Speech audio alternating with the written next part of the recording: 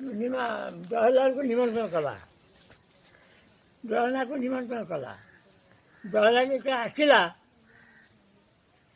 ଆମର ଯେତେବେଳେ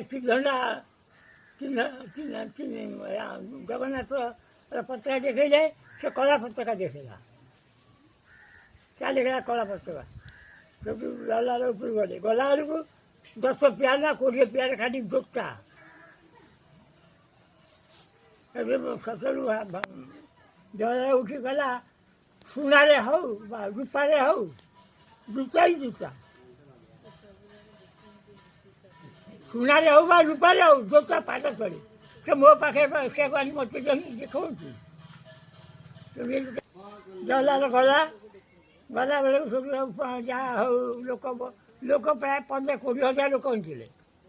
15-20 ହଜାର ଲୋକ କି ବେଶୀ ହେଇଥିଲେ।